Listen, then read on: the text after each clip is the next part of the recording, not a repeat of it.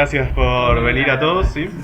Soy Gonzalo Ávila, también conocido como Gesalo, ¿sí? Ahora vamos a ver qué es exactamente Chip 8 y todo ese tipo de cosas, ¿sí? Antes de empezar, bueno, gracias por venir, vamos a estar más o menos 5 horas programando, un poco menos quizás. Y como ya les decía, bueno, pueden acceder a las diapositivas ahí en esta URL. Y bueno, la licencia de estas diapositivas es esa, Creative Commons Attribution. Si quieren después pueden hacer su propia versión o remasterizarla. Y bueno, para arrancar, bueno, para saber un poco de los términos, ¿sí? Hay veces que se mezclan un poco las cosas, pero una cosa es emular algo y otra cosa es simular algo, ¿sí? Por lo general la emulación intenta correr programas que son nativos de una plataforma en otra, ¿sí? Haciendo que sea lo más preciso posible, digamos, de alguna forma. O sea, hacer de cuenta como que está corriendo en la plataforma original, ¿sí? Mientras que simulación es como reproducir la forma en la que se comporta ese programa de alguna forma. Y por lo general las simulaciones usan modelos o cosas que no son 100% exactos, ¿sí? O sea, por ejemplo, un ejemplo que está ahí es... Si yo quiero hacer un emulador de un celular viejo, por ejemplo, el Nokia 1100, ¿sí? Lo que tendría que hacer es descargarme o conseguir a alguien que pueda extraer las ROMs de los programas de ese Nokia 1100, ¿sí? Y después hacer todo un emulador que emule toda la CPU y todos los distintos módulos de ese celular, digamos, ¿sí? En cambio, si yo quiero hacer un simulador de un Nokia 1100, puedo agarrar y hacerme mi propio programa que haga algo parecido a lo que hacía el celular original, pero sin necesidad de tener los datos originales de esa ROM, digamos, ¿sí? O sea, puedo hacer una simulación que para el usuario le parezca que funciona igual que el celular, pero de fondo no está emulando nada, sino que está nada más simulando y haciendo de cuenta como que es algo parecido a eso, ¿sí? Lo que vamos a hacer acá es emulaciones, ¿sí? Y básicamente hay como distintos niveles de emulación. Acá puse algunas cosas. En una plataforma de hardware, por lo general, podríamos... A ver, hoy en día casi todo está hecho con transistores, ¿sí? Esos transistores tienen un modelo que podemos pensarlo como que es algo analógico, ¿sí? Podríamos, no sé, sacar una foto de un chip y de alguna forma emular a nivel transistor el comportamiento de ese chip y tendríamos como un clon que emula ese chip a la perfección, digamos, ¿sí?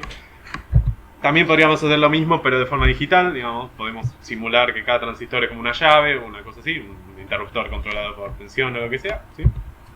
Incluso podemos ir una capa más arriba, digamos, a nivel con puertas lógicas, porque los transistores en sí no es que actúan de forma sola, sino que entre sí, como están hechos, crean compuertas lógicas y registros y cosas con memoria, digamos, ¿sí?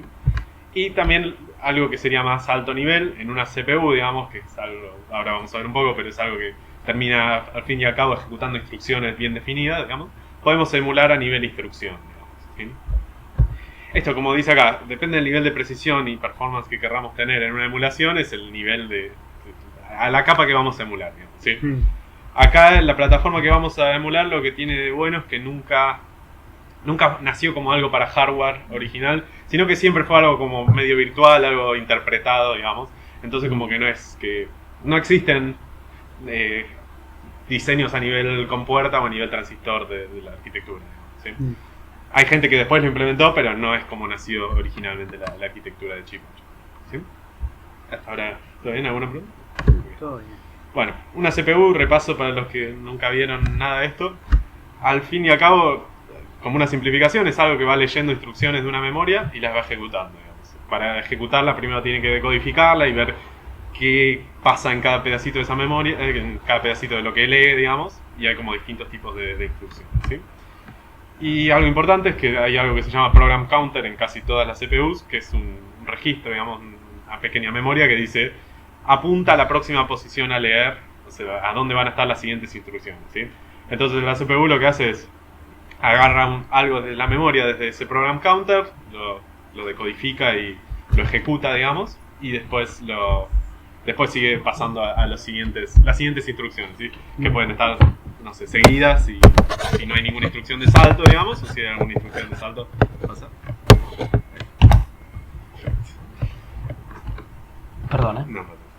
Y por lo general siempre todos estos, las CPU clásicas, digamos, tienen como una señal de clock que va sincronizando todo, ¿sí?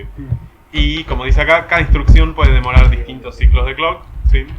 Eso es algo típico, digamos. Acá para nuestras simulaciones vamos a asumir que todas las instrucciones tardan lo mismo, digamos. No vamos a hacer una emulación tan fiel como para decir En la plataforma original sí, algunas instrucciones tardan más que otras y hay emuladores que lo respetan, digamos. Pero nosotros no vamos a hacer eso porque no es el objetivo. Hay técnicas para hacerlo y eso, pero... Y bueno, y la CPU por lo general, la idea de la CPU es hacer cuentas, digamos, procesar datos, bueno, y también hacer input y output, digamos. Y esas cuentas por lo general solo las puede hacer con registros internos que tiene, ¿sí? O sea, vos a la CPU no le podés decir, carga tal cosa de memoria, sumale un número y volverla a guardar en la memoria. Por lo general lo que hay que hacer es traer de la memoria un registro interno, después hacer una operación con el registro interno y después volver a copiarlo a la memoria. Eso en la mayoría de las arquitecturas. Eso para que después lo tengan en cuenta cuando hagamos el emulador, ¿sí? Y acá, bueno, hay un pequeño diagrama de cómo es la cosa de una CPU. Digamos, acá no hay entradas y salidas, pero básicamente hay como todo un proceso que lee de la memoria lo que son instrucciones. Eso es el proceso de fetch, digamos, de traérselo de la memoria. Después esas instrucciones se decodifican, que básicamente es ver qué hace esa instrucción, digamos, con qué registros actúa o qué cosas hace, ¿sí? Y esa cosa de decoding, esa etapa de decoding, básicamente manda señales a las distintas cosas internas del micro para que ejecute eso, esas operaciones con los registros o con lo que sea, ¿sí? Y bueno, acá se ve como que en la memoria también se pueden leer y escribir datos desde y hacia la memoria. En algunas arquitecturas está separada la memoria de datos de la de código, digamos, de donde están las instrucciones, pero en otras está unida, digamos. Ahora, después con Chico le vamos a ver eso. ¿Sí? ¿Hasta ahora todo bien? Ok, bueno. Ahora, para empaparnos un poco en lo que es el chip 8, básicamente, supongamos que tenemos un programa así de C, digamos. Ahora van a ver que, no sé si todos habrán usado C, supongo que no. Esto que yo pongo acá como ejemplo que dice Wint8 es un tipo, ¿sí? Para decir que esta variable es de tipo entero, unsigned, sin signo, de 8 bits, ¿sí? Esto es como un byte, ¿sí? Una variable de un byte, ¿sí? Supongamos que en algún compilador le digo, bueno, compilar esto, ¿sí? Lo que puede llegar a hacer el compilador es decir, bueno, esta variable la puedo asignar a un registro interno de la CPU, ¿sí? Por ejemplo. Y entonces estas líneas de acá se pueden convertir en algo así, digamos. Esto que está acá es la instrucción load, que si lo ven ahí, en las hojas que le di no está con nombre de las instrucciones, pero básicamente es como un... En otras arquitecturas se llama move o algo así también, ¿sí? Lo que hace es el valor que le pasas acá de forma literal, lo mueve a este registro, ¿sí? Y después acá hay otra instrucción que se llama add, por ejemplo, que agarra... Sería el equivalente a hacer B0 igual B0 más esto, digamos, ¿sí? Acá suponiendo que B0 es un registro, ¿sí? Pero bueno, es como que el compilador de alguna forma decidió que esto se podía convertir o compilar en este código, ¿sí? Esto que está acá es lo que se llama assembly o assembler de chip 8, por ejemplo, ¿sí? Que básicamente muestra las instrucciones una a continuación de la otra, cada una en una línea, ¿sí? Para lo que vamos a hacer ahora, para el emulador a ustedes no les interesa tanto, les interesa más poder de alguna forma interpretar esas instrucciones y hacer, simular o emular lo que hacen esas instrucciones, ¿sí? Y bueno, y esas instrucciones, si los vemos como el código de máquina, digamos, se codifican de esta forma en hexadecimal, digamos, con 2 bytes por instrucción. En este caso, después les voy a comentar un poco. Y así, básicamente. El load, en este caso, por ejemplo, se transformó en un 60 y el 10 que estaba acá se transformó en un 10 acá. Pero bueno, después, un poco más adelante les voy a mostrar. ¿Sí? ¿Hasta ahora todo bien? Bueno. Y cuando la CPU ejecuta esto, ¿sí? Se puede pensar como que originalmente el program counter es el que indica qué instrucción está leyendo, estaba en 0, ¿sí? Y en ese momento el registro podía tener algún valor que no sabemos cuál es, ¿sí? Pasa un ciclo de clock o la cantidad que sea, la CPU agarra la primera instrucción, que es esta de acá, digamos, el load, y después que la ejecuta ya va a estar el program counter en la posición siguiente y el registro va a estar en ese valor, digamos, en el 10 que le habíamos puesto acá en hexadecimal, ¿sí? Y cuando pasa el ciclo siguiente va a ejecutar la instrucción que le sigue, que es este add, y ahí, bueno, el resultado va a ser que el B0 ahora va a valer 0x18 en vez de 0x15, ¿sí? Básicamente eso es lo que hace una CPU a grosso modo, digamos, a alto nivel, ¿sí? Después hay un montón de operaciones más de instrucciones que hacen algunas cosas condicionales o eso, porque si no solo con loads y adds no hace mucho, digamos. Pero bueno. Antes de empezar con el emulador en sí, la idea era hacer un pequeño repaso de todo lo que es manipulación de bits, ¿sí? No sé si alguno estuvo haciendo algo así o no, para les muestro un poco.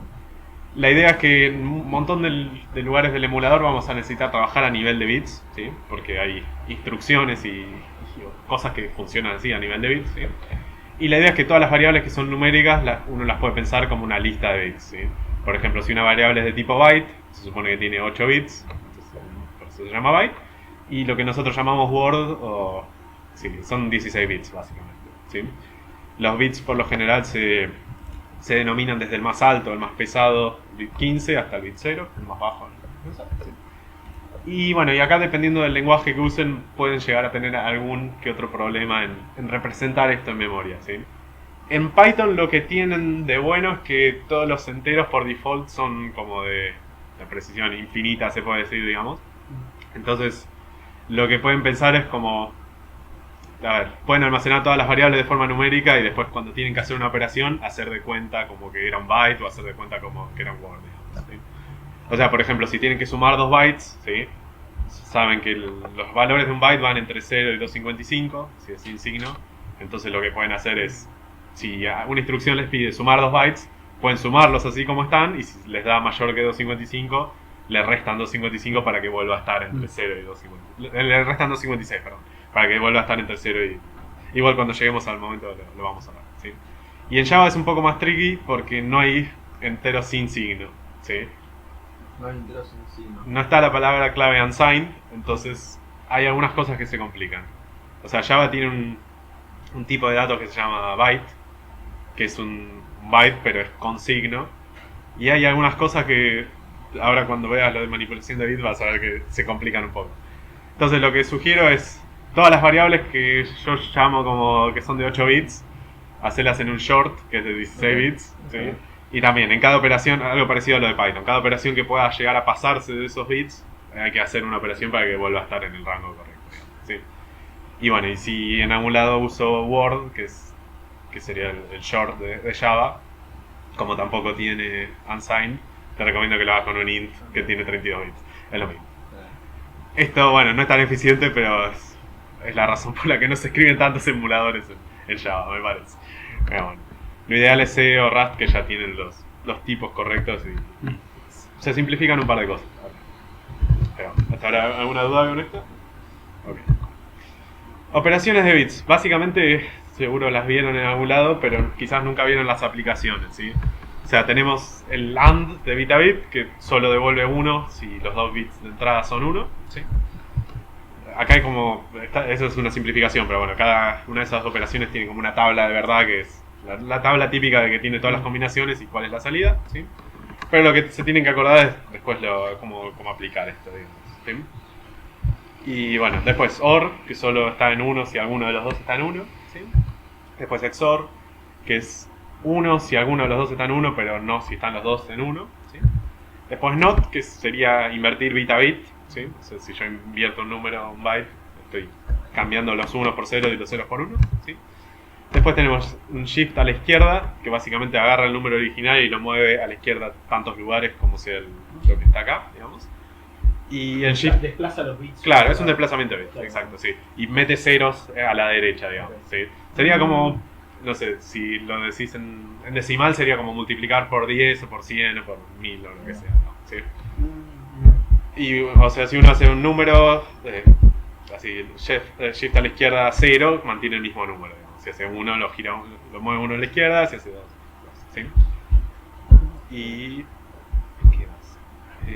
Bueno, y los bits que salen, o sea, el bit más alto que se va, digamos, lo perdés, digamos, ¿sí? En otras plataformas hay operaciones que te dejan ese bit moverlo al lugar bajo y eso, como darlo vuelta en el mismo lugar, pero acá. ¿No va a parar el carry o algo? Depende de la En esta cosa. no. En esta no, creo. Okay. Ahora vamos a ver. Algunas cosas sí, otras no. Depende de cómo lo hagas. Bueno, lo mismo el shift a la derecha, sería como dividir por 10 y lo vemos en decimal. Y bueno, cuando uno mueve a la derecha mete ceros a la izquierda y bueno, lo que salió por la derecha lo pierde, digamos, de alguna forma, ¿sí? Bueno, ahora las aplicaciones, que es lo más importante de esto, ¿sí? supongamos que tenemos un número cualquiera, acá sería un byte por ejemplo, y queremos encenderle un bit, ¿sí? O sea, podía estar en 0, podía estar en 1, ¿sí? Queremos por ejemplo encender el bit el que está en la posición 3, ¿sí? Lo que tenemos que hacer es crear una máscara.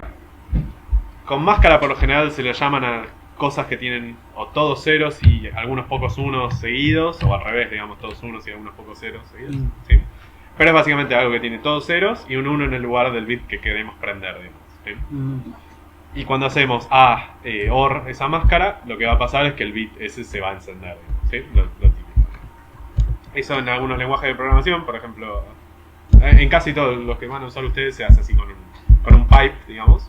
O sea, un número pipe otro número, lo que hace es un OR bit a bit, digamos, ¿sí? Y en este caso, como el 8 en hexadecimal es el bit 3, digamos, debe ser esta máscara, lo que hace eso es lo que está mostrado ahí, ¿sí? Y ahora, si queremos hacer esto, pero en vez de que esté fijo este número, que sea variable, ¿sí? Podemos escribir esto de acá como un 1, ¿sí? Que sería un número que tiene todos ceros y un 1 al final, corrido a la izquierda 3 lugares, ¿sí? O sea, corrido 1, corrido 2, corrido 3, ¿sí? Y como ven acá, el número que uno pone acá coincide con el índice del bit que va a prender, ¿sí? El 1 es un byte con el bit 0 en el... Exacto, exacto, sí, sí. Entonces, si acá uno en vez de 3 pusiera n, esto podría ser una función que prende el bit n de un byte, por ejemplo, ¿sí? Hasta ahí va bien. Después, para pagar es similar, pero la máscara en vez de tener todos ceros y un 1 en un lugar, se hace al revés, ¿sí? Se hace una máscara con todos unos y un 0 en un lugar, ¿sí? Y básicamente en vez de usar un OR, uno usa un AND, ¿sí? Entonces lo que hace eso es que el AND, todos los que tengan los bits seteados lo va a mantener igual y el que esté en 0 lo va a apagar, digamos, ¿sí? Entonces de esta forma uno puede apagar un determinado bit en una determinada posición de una variable, ¿sí? En código sería algo así. También en la mayoría de los lenguajes es así con el ampersand. No tienen que confundir el ampersand que es uno solo con el que son dos ampersand, ¿sí? Uno es lógico, que se usa para cosas booleanas, digamos, que solo tienen dos valores, verdadero o falso, y este que es uno solo es a nivel de bit, digamos. Si usan el otro pueden llegar a pasar cosas más raras, digamos. Porque les va a interpretar el número como si fuera un booleano, digamos, y en la mayoría de los casos le va a dar cualquier cosa, ¿sí? Y bueno, y esto que está acá df es la versión en hexadecimal de esta máscara, ¿sí? Pero también como es más difícil de entender, lo que se suele hacer es algo así, ¿sí? Que es el 1 corrido a la izquierda 5 veces, como en el otro ejemplo, y esto que está acá es el operador que invierte eso, ¿sí? Para que esté todo en 1 menos el de esa posición, ¿sí? O sea, si alguien les dice quiero apagar el bit 5 de un número, bueno, hace eso, ¿sí? Y eso andan en casi todos los lenguajes que vamos a estar usando, ¿sí? ¿Alguna pregunta para hasta ahora? Okay. Bueno, esto no es algo que vayamos a usar tanto acá, pero también se puede cambiar el estado de un bit, ¿sí? Bueno, uno usa AND, el otro usa OR, y este, como faltaba, usa XOR, ¿sí? Que el XOR tiene esa propiedad que podés hacer una máscara donde esté todo en 0 salvo 1, y cuando haces XOR de esas dos cosas, se va a invertir el bit que estaba en ese lugar, ¿sí?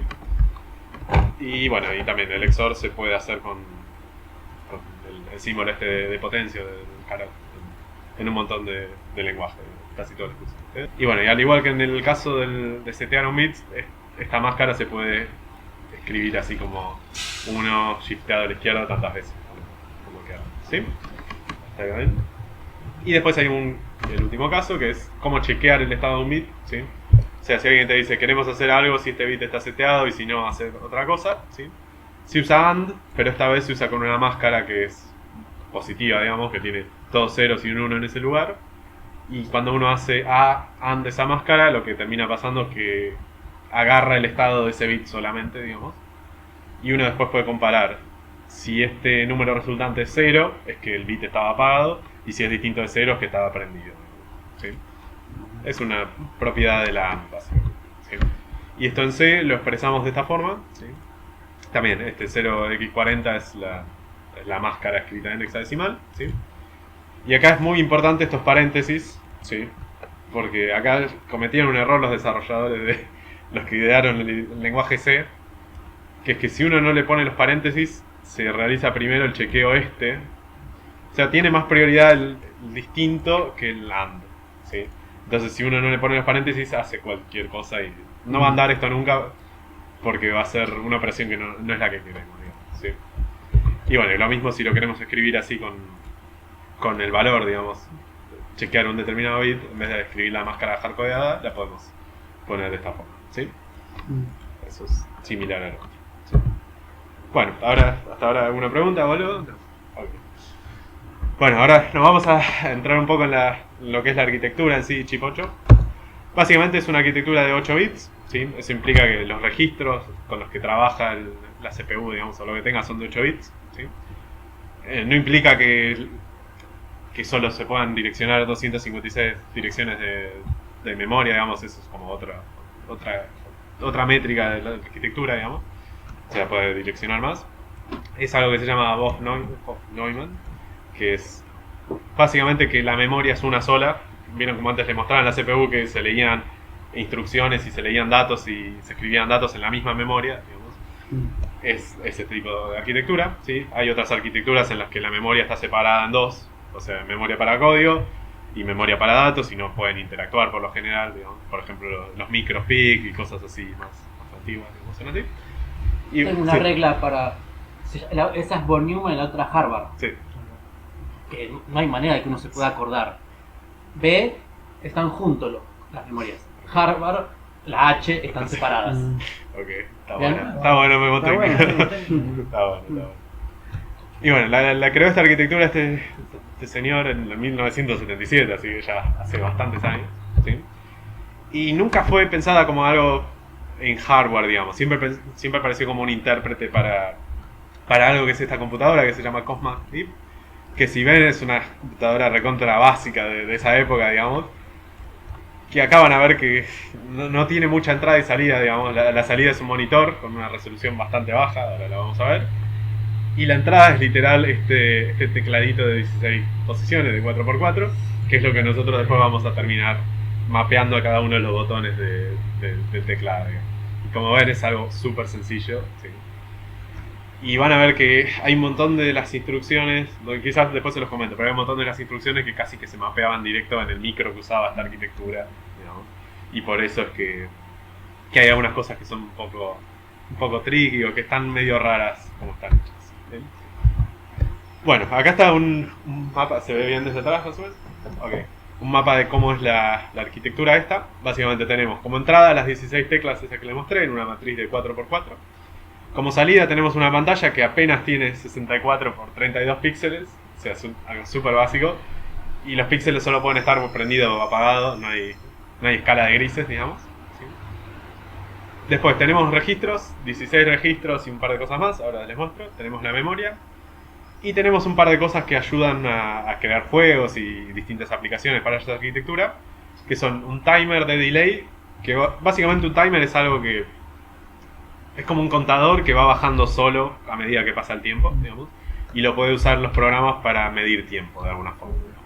O sea, si un programa quiere hacer que algo pase, no sé, cada 2 segundos, puede poner un número en ese timer, ir midiendo y cuando llega a un valor, hacer, ¿sí? Con ese timer se puede leer y escribir, digamos, se puede leer y escribir de valor, después lo vamos a ver. Y después tenemos otro timer que es para sacar sonido. O sea, cuando ese timer tiene un valor distinto de 0, suena un sonido, y cuando no suena nada. Cuando es 0 no suena nada, digamos. Y el sonido es así un tono fijo, no había ni melodías ni distintos tonos. Era lo más básico que podían hacer, ¿sí? Es un solo tono. Un solo tono. Igual hoy no vamos a llegar a hacer eso porque se va a complicar un poco. Tampoco es tan difícil, ¿no? Pero hacen falta otras bibliotecas y otras cosas. O sea, SDL así como viene no soporta sonido, hay que usar alguna biblioteca adicional. O sea, no vale la pena para esto. O sea, agregarle sonido no tampoco es que sume mucho sonido en estos juegos, digamos. Es un pip un par de eso cuando te golpean, digamos. ¿Sí? Bueno, ¿hasta ahora alguna pregunta de acá? Okay, bueno. En cuanto a la memoria, ¿sí? En ese momento, bueno, ya saben que las RAMs y todas esas cosas eran muy caras, entonces las computadoras de esa época mucha RAM y mucha memoria no tenían, ¿sí? El chip 8 permite direccionar así 4096 posiciones porque es la cantidad que tenía en esa época, pero hoy hay algunas ROMs y juegos que usan más. Después, si quieren, hablamos un poco de eso. Pero básicamente cada posición de esa puede contener un bit, un byte, perdón, que son 8 bits, ¿sí? Y eso corresponde a las direcciones entre 0 y 00 FF, ¿sí? Y bueno, toda la memoria RAM, ¿sí? Y se puede leer y escribir, digamos. No se distingue entre código y datos, sí, esto porque es Bob Neumann. Y esto es una característica que también está buena tenerlo en cuenta, es que puede existir código, hay algunas instrucciones que dejan modificar a la misma memoria, entonces el código puede modificarse a sí mismo mientras está corriendo, digamos, ¿sí? Eso a nosotros no nos va a molestar tanto, pero para otro tipo de emuladores que después más adelante los voy a contar, se puede complicar un poco la existencia de este código que se modifique a sí mismo, digamos, ¿sí? Y hay algunas regiones reservadas en la memoria que en realidad esto era originalmente donde estaba en esta máquina alguien, el señor que inventó esta arquitectura, hizo un intérprete, que es algo parecido al emulador que vamos a hacer hoy, y ese intérprete usaba una parte de la memoria, digamos. Entonces esa memoria nosotros no la vamos a poder usar y hay un montón de ROMs que no la usan, digamos. Para ser fiel a eso no la vamos a usar, ¿sí? Y también los últimos 256 bytes, pero ya eso hoy en día no se usa, digamos, ¿sí? Y incluso hay ROMs más grandes que estas 4096 posiciones, así que no hay problema, ¿sí? Bueno, esto, ¿cómo lo podemos representar en código? ¿Sí? Acá es donde cada uno va a tener que hacer un poco de magia. Básicamente como un array, ¿sí? De estas 4096 posiciones, ¿sí? Y esto, a ver, no lo dije antes, pero la idea es que no...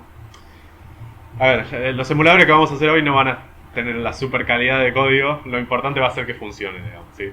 Después ustedes pueden, no sé, modularizarlo, mejorar un poco, extraer cosas a funciones y cosas así, digamos. Lo importante por ahora es que ande, después vemos cómo se puede llegar a mejorar, ¿sí? Pero bueno. Básicamente pueden declarar un array, lo que les sugiero a los que usan C y eso, lo pueden declarar como una variable global, ¿sí? De paso, la ventaja que tienen es que en C y en esos otros lenguajes las variables globales automáticamente se setean a 0, así que no va a tener basura ni nada por el estilo, ¿sí? Básicamente lo pueden escribir así como un array, ¿sí?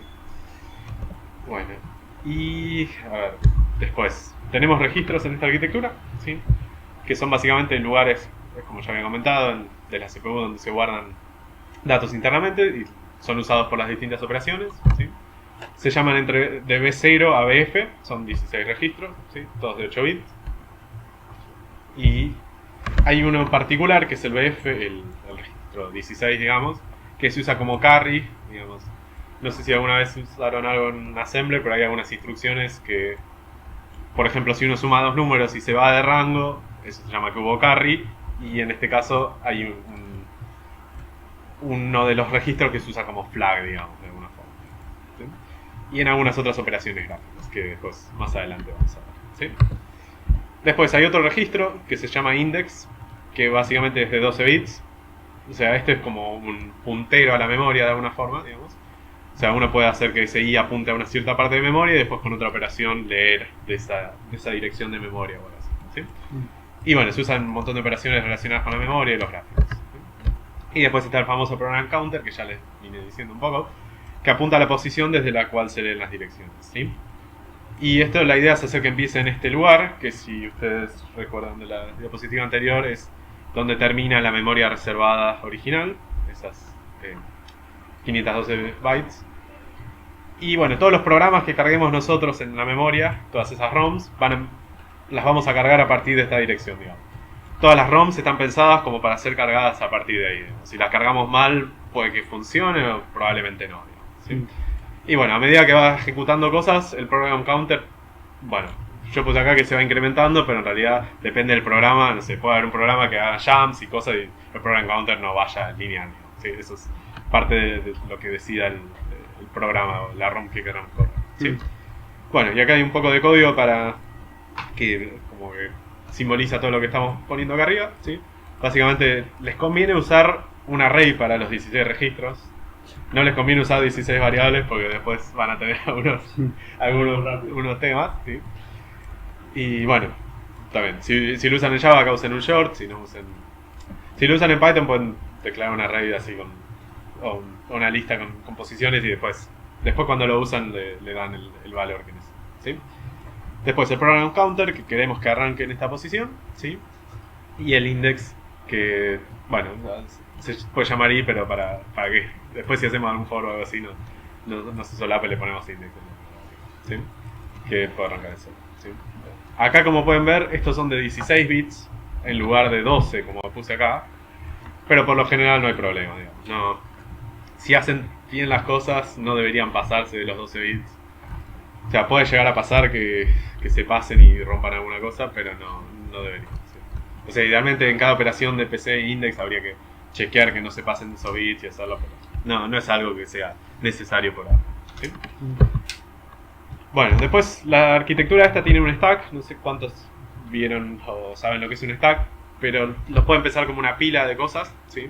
Donde meto cosas en la pila y después las saco en el orden inverso al que las metí, digamos, ¿sí? O sea, meto algo en la pila y después lo primero que saco es lo último que metí, ¿sí? A diferencia de una cola en la que lo primero que meto es lo primero que saco, ¿sí?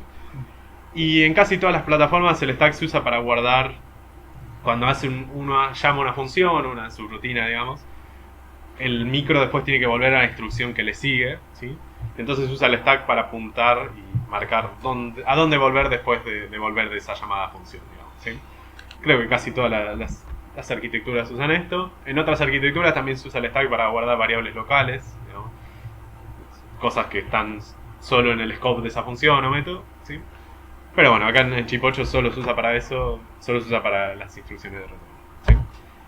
Y bueno, esto es también una limitación que la daba la arquitectura original, que tiene que haber por lo menos 24 niveles de stack, ¿sí?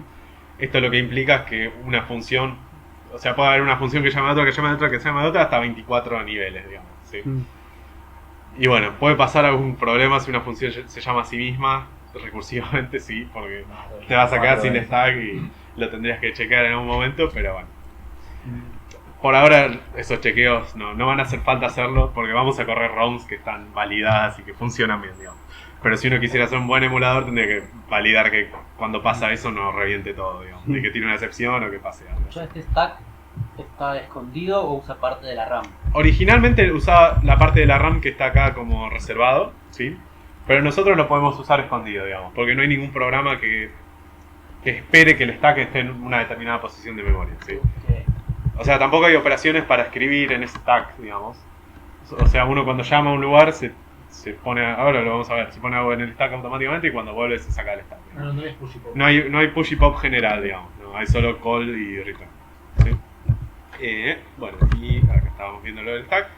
Y bueno, para ver, vamos a hacer por lo menos un stack, un array para guardar los valores del stack, digamos, que tenga por lo menos esos 24 niveles. Y necesitamos un stack pointer, como se usa en otras arquitecturas, que básicamente apunta al índice del stack donde se van a almacenar las próximas cosas a pushear, ¿sí? Pero ese stack pointer no existe. Es algo virtual, digamos, o sea, es algo de nuestra emulación. Sí, exacto. Y bueno, y acá vemos cómo se puede hacer esto, ¿sí? Este de acá tiene que ser de 16 bits porque va a almacenar direcciones, digamos, ¿sí? Las direcciones de retorno de las cosas. Y el stack pointer, ¿sí? Esto sería lo principal para hacer el stack, ¿sí?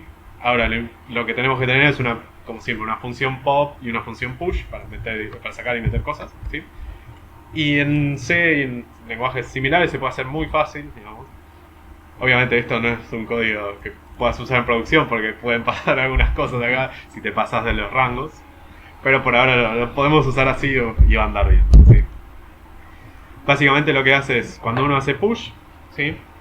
Agarra, bueno, un valor determinado, lo mete en la posición que esté ahora. El operador más lo que hace es incrementa eso, incrementa el stack pointer, pero lo incrementa después de usarlo, ¿sí?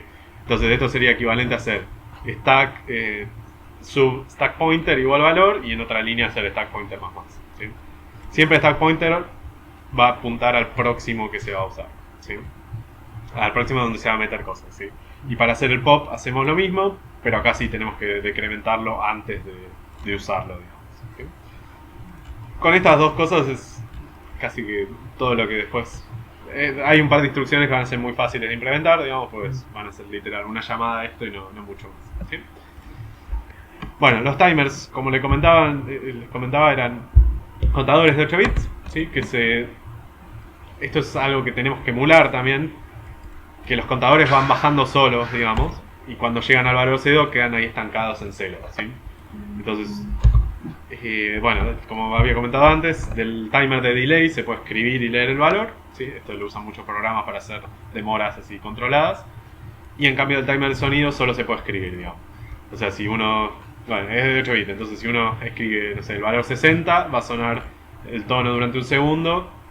Y si mientras está sonando uno vuelve a escribir en ese timer y le pone un 0, va a dejar de sonar, digamos, ¿sí? Uno puede escribirlo así como continuamente. Pero bueno, del timer de sonido solo vamos a implementar la parte de escritura, pero después no vamos a hacer que suene en base al valor. ¿Sí? Bueno, lo pueden declarar como dos variables, esto es algo bastante sencillo. ¿Sí? Sí. Ningún dispositivo de entrada salida como los timers de teclado están mapeados a memoria. No, exacto. Hay arquitecturas en las que están, pero en esta básicamente hay instrucciones para escribir a pantalla e instrucciones para leer de teclado. ¿Sí? No es que en otras arquitecturas quizás hay que leer de una determinada posición de memoria para leer el estado del timer. No, acá hay una instrucción que efectivamente agarra el valor del timer. ¿Sí? No interviene en la memoria en ningún momento. ¿Sí? Pero está bien la aclaración. Incluso en otras arquitecturas hay instrucciones de salida y de entrada, digamos. Acá no, es algo muy simplificado. ¿Sí? Bueno, gráficos. Como ya les había comentado, son monocromáticos, así de bit, 64x32. Algo muy básico. Y acá le agregaron algo que sin esto se hubiera complicado bastante hacer varios juegos, que es que cuando uno dibuja sprites, la misma instrucción que dibuja esos sprites te permite detectar si hubo colisiones o no. ¿Sí? Entonces, a ver, lo que pasa es que uno tampoco tiene acceso directo a la memoria de video. No hay una instrucción que te diga, decime el valor de tal píxel en tal posición. Sino que la misma instrucción que dibuja te dice si cuando dibujó algo, tocó algo que ya estaba dibujado o no. Cuando veamos cómo implementarlo va a quedar un poco más claro, pero en cada uno de los ejemplos hay un sistema distinto para escribir a la pantalla. ¿Sí? Seguro vieron que en el de Python está como es lo de setAt, que básicamente dibuja un píxel. Y en todos los ejemplos lo que puse es como un factor de escala, porque bueno, 64x32 en una pantalla de hoy es una cosa tan chiquita que lo que termina haciendo es hacer que esos 64 en realidad sean como esa cantidad multiplicada por un factor de escala. Entonces cuando alguien dibuje un píxel en realidad se va a dibujar un cuadradito, ¿sí? De 4x4 en este caso. ¿Sí? Esa es lógica que ya está en casi todos los ejemplos. ¿Sí? Y bueno, podemos usar un frame buffer. Básicamente un frame buffer es como un array donde cada valor es un píxel de la pantalla, ¿sí? Puedo escribir directo. En este caso, bueno, depende del ejemplo, en algunos se hace de una forma y en otros de otra, pero lo importante es que tenemos que tener un mecanismo para leer píxeles, ¿sí? Y esto lo necesitamos para poder detectar las colisiones, ¿sí? Porque si solo escribimos así de forma ciega no vamos a poder saber si hubo colisión o no, ¿sí? Y bueno, acá hay una forma, esto casi que no lo van a necesitar en un montón de los ejemplos porque ya está hecho, digamos, o lo pueden hacer así, ¿sí? Y acá hay, bueno, acá esto que está acá, alguna vez quizás lo vieron, pero básicamente es como una forma de hacer un array bidimensional sin hacerlo bidimensional, ¿sí?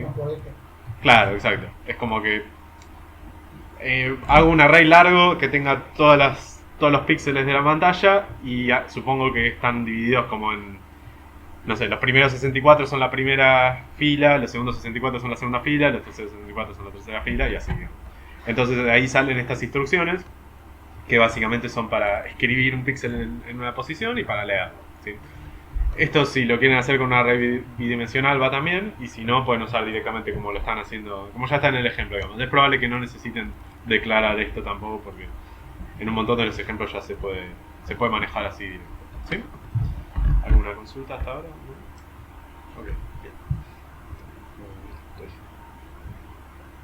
Chat, un segundito. Siempre se hace el recorrido hacia abajo, ¿no? Primero y después buscas tipo... Por lo general, sí, en la esquina de arriba a la Sí, izquierda es el bajando 00 elegís y va a fila, derecha. claro. Sí. Eso es una convención que es algo que viene desde siempre, digamos, ¿no? Siempre, además la tele originalmente dibujada así de izquierda a derecha, entonces es como que el frame buffer tiene ese mismo sentido, ¿sí? Bueno, de teclado tenemos las 16 teclas, como les había mostrado ahí, y en un montón de juegos y ROMs, las 8, 4, 6 y 2 se usan como flechitas, ¿sí? Acá si ven cómo era el teclado van a ver que es 1, 2, 3, 4, 5, 6, 7, 8, 9 y está el 0 abajo que es como un teléfono ahí y después está A, B, C, D, E, ¿sí? Lo que les recomiendo es que estas teclas, las 16 teclas así como están, las mapeen en las teclas acá del teclado, ¿sí? Que son 1, 3, 4 y las que siguen abajo, ¿sí? De esa forma más o menos está todo uniforme y van a poder por lo menos los números de jugarlos. ¿Sí? Hay algunos emuladores que aplican un mapeo distinto a cada ROM, digamos, porque algunas quizás, no sé, se controlan con 6D un jugador y 1 y 4 otro jugador, entonces, no sé, lo mapean un joystick o lo que sea, distintos botones. Pero por ahora nosotros vamos a mantener si quieren, pueden mantener este mapeo fijo que es relativamente sencillo, ¿sí? Bueno, y a ver, un emulador de alguna forma es como un juego de alguna forma, y en todo juego hay como un game loop, que es como un loop infinito en el que se van haciendo las cosas, ¿sí? La idea principal es, antes de entrar a ese loop, cargar la ROM de memoria cargar la ROM de un archivo a la memoria que tenemos nosotros, a ese array, y después, siempre que no haya cerrado la pantalla, digamos, esto también es algo que se usa en programación así gráfica o con formularios, digamos, tenés como un loop así que no termina nunca. Tenemos algo que maneja eventos, que básicamente detecta cuando alguien aprieta una tecla o la suelta y hace algo. Tenemos en este caso esta emulación de los timers, ¿sí? Que básicamente si el timer es distinto o mayor a 0 en este caso, que es lo mismo, le resta 1. Esto sería como la lógica de bajar el timer si no está en 0. Después tenemos que avanzar la emulación, que ahora vamos a ver qué es eso. Tenemos que dibujar la pantalla, que esto en un montón de los ejemplos ya casi que está implementado, digamos. Dibujar la pantalla por lo general es copiar de un frame buffer a la pantalla más grande, hacerle algún procesamiento, escalarlo, lo que sea, ¿sí? Y después acá tenemos algo que es esperar que esto así como está, la idea es que esto corra, todo este loop corra 60 veces por segundo, digamos, eso si hacen la cuenta da 16 milisegundos, o sea 60 FPS, ¿sí? Pero esto así como está no es lo ideal porque es como que si esto llegó a tardar más tiempo, en realidad uno termina esperando más de lo que quería y no... O sea, es como que no va a mantener siempre esos 60 FPS, digamos. Y acá hay otro detalle, que es que avanzar emulación, si hacemos que avanzar emulación ejecute una sola instrucción, ¿sí? Esto va a andar muy lento, ¿sí? Porque la plataforma original es bastante rápida, digamos, a pesar de que sea una cosa antigua, ¿sí? Corría, no sé, tendría que correr esto más o menos, 500 instrucciones por segundo. O sea, nuestro emulador tendría que parsear y ejecutar esas 500 instrucciones por segundo, pero si tenemos un solo de estos por frame, digamos, lo haríamos 60 veces por segundo, digamos. Estaríamos 10 veces más lento de lo que tiene que emular, ¿sí? Y para eso una de las cosas que podemos hacer es, en vez de correr una sola vez avanzar emulación, correrlo 8 veces más o menos, digamos, ¿sí? Si lo corremos 8 veces por frame, nos da más o menos esas 500 veces por segundo, ¿sí? Y bueno, y en emuladores más complicados, como ya dije, cada instrucción puede tener una duración distinta, entonces uno podría, no sé, ir ejecutando instrucciones, acumulando cuánto tardó cada instrucción y cuando llega, no sé, una determinada cantidad, pasar al frame siguiente y cosas así. Pero en nuestro caso eso no hace falta, digamos, porque no importa tanto. Incluso el juego lo puedes correr a la mitad de la velocidad y no va a cambiar tanto, digamos, ¿sí? O al doble incluso, ¿sí? Pero también hay algunos emuladores que le dejan al usuario elegir la velocidad porque algunas ROMs esperan que ande un poco más rápido, otras más lento. Y si no la cambias por ahí se complica jugar, ¿sí? ¿Hasta ahí alguna pregunta? Okay. Bueno, también acá es donde entra un poco lo que les decía, que después en el futuro se puede mejorar un poco este emulador agregándole más features, ¿sí? Acá es como que vamos a estar constantemente leyendo instrucciones y ejecutándolas, y si necesitamos hacer algo de debugging o eso, quizás está bueno tener algo que te deje pausar la emulación y ver, por ejemplo, el estado de todos los registros y cosas así. O incluso formas de, no sé, de avanzar más rápido, avanzar instrucción por instrucción o cosas así que por lo general los emuladores más profesionales lo tienen, digamos, de cualquier arquitectura, digamos, ¿sí? Porque hay muchos casos en los que se usan emuladores para intentar debuguear cosas, digamos. Por ejemplo, en un microcontrolador o en algo en el que no te podés por ahí conectar a debuguearlo físicamente, emulás todo el sistema y vas yendo instrucción por instrucción a ver qué está pasando, ¿sí? ¿Sí? La parte de manejo de eventos, ¿sí? Hasta ahora en todos los ejemplos ya un poco les mostré como que cuando aprietan uno pasa algo, ¿sí? Esto en cada lenguaje es un poco distinto, ¿sí? En algunos se hace como dentro del mismo while, de ese lazo infinito, en otros se hace como con callbacks o cosas que te llaman a tus métodos cuando pasa algo, ¿sí? Y los de teclado, o sea, las pulsaciones de teclado, básicamente se suelen detectar una vez cuando uno aprieta el botón y otra cuando se suelta, ¿sí? Entonces lo que tenemos que hacer nosotros es esos dos eventos, digamos, del key down y el key up, convertirlos en asignárselos a alguna variable, digamos, que nos diga si está actualmente apretada o no la tecla, ¿sí? Y para eso, básicamente, cuando haces el key down lo tenés que setear a 1 y cuando detectas el key up lo mandas a 0, digamos, ¿sí? Ahora va a haber un ejemplo, ¿sí? Y acá también nos conviene tener los estados de las 16 variables como de las 16 teclas como una variable, así como un array de 16 posiciones, ¿sí? Y bueno, acá hay un ejemplo, esto es, ¿sí?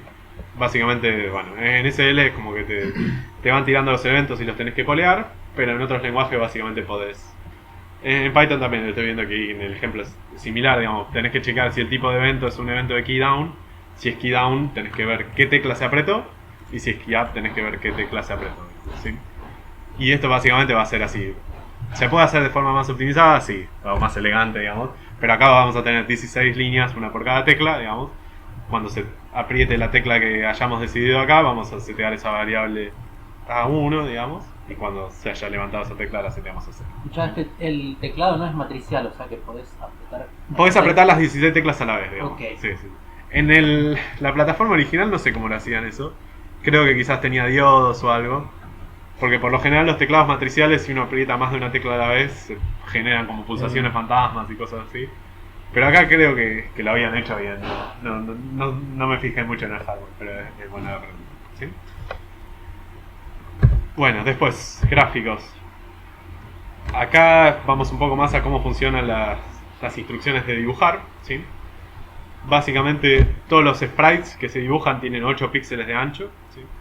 Ese 8 se eligió porque básicamente la memoria tiene 8 bits de ancho, entonces cada fila es como se mapea un byte.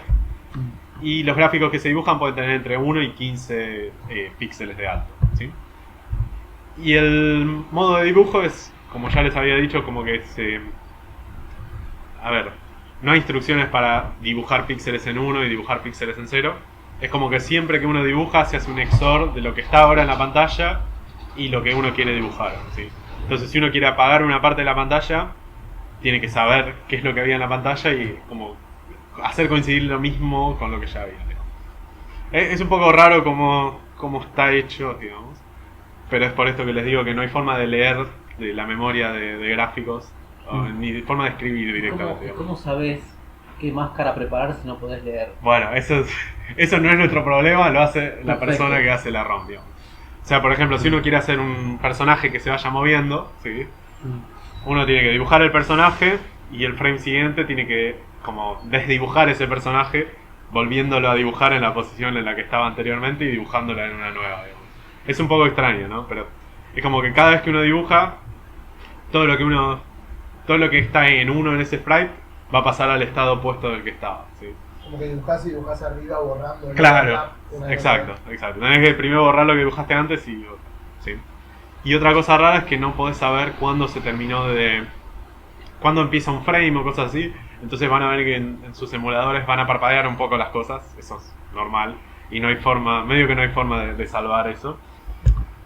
Y bueno, y acá está lo que les comentaba de las colisiones, ¿sí? Si uno dibuja algo y un píxel pasa de estar prendido, lo llamamos blanco, a estar apagado negro, se setea el flag el que se usa así como bandera, digamos, el último registro, el BF, a 1. Y si no pasó eso, se setea a 0, ¿sí? Entonces esto es lo que usan muchas ROMs para detectar, no sé. Por ejemplo, si estás en un Pong, dibujás la pelotita y querés chequear si chocó contra la barra de la izquierda. Cuando dibujás la pelotita, te fijás el estado de este flag. Si este flag está a 0 es que no la tocó, y si está en 1 es que la tocó, digamos. Hay un carry, ¿no? Eso, con una colisión hay un carry. Exacto, se puede pensar como así, digamos.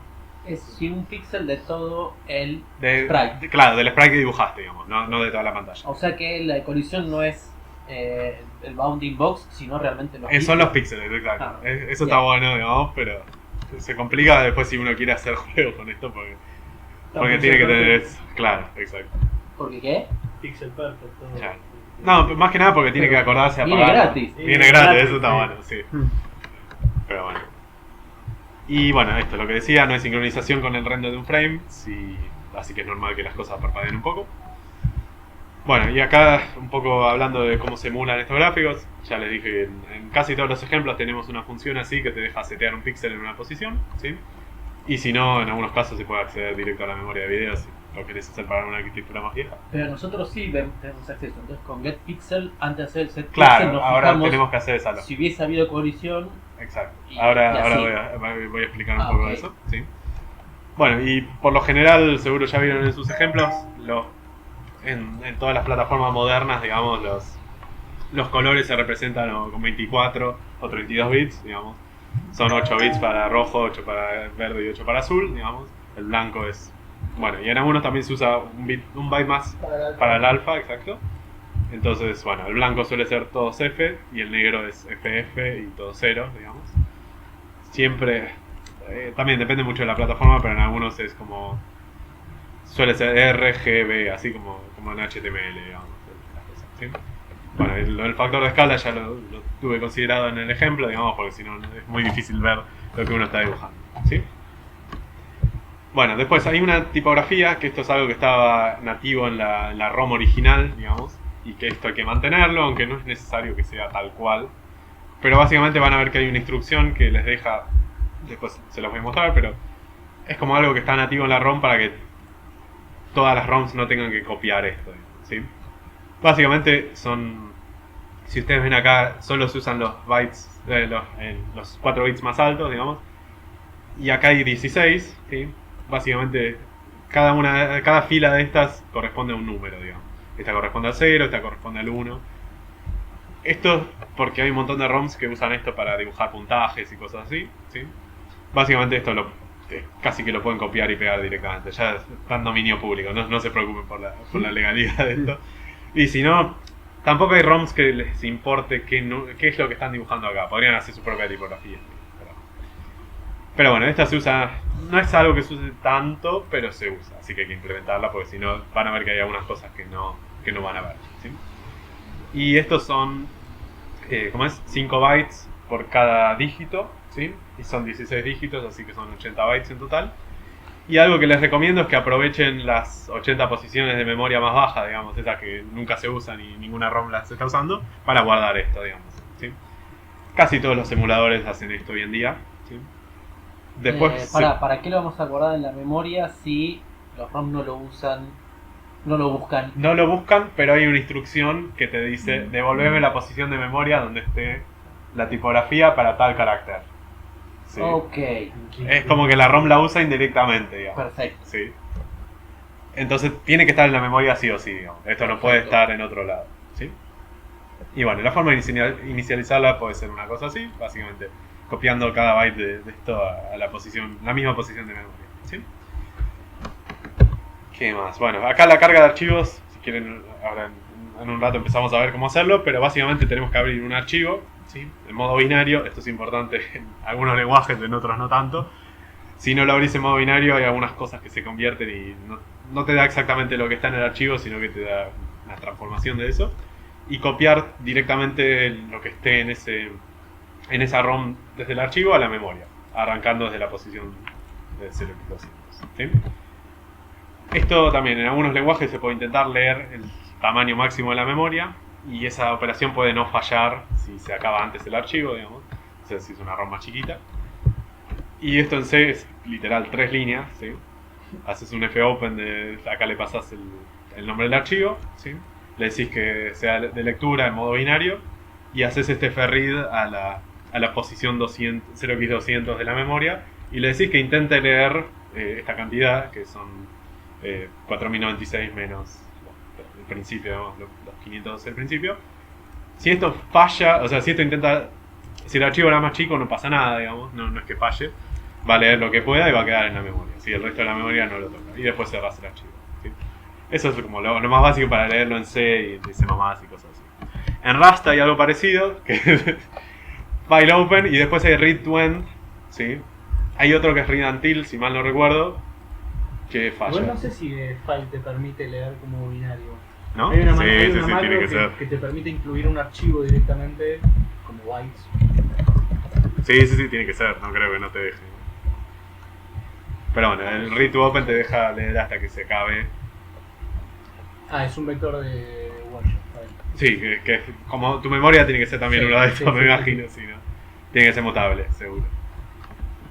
Después, bueno, en Python también tenés un with tanto open. Después está este método readInto, que si mal no recuerdo tampoco falla si hacen eso. Into. Está...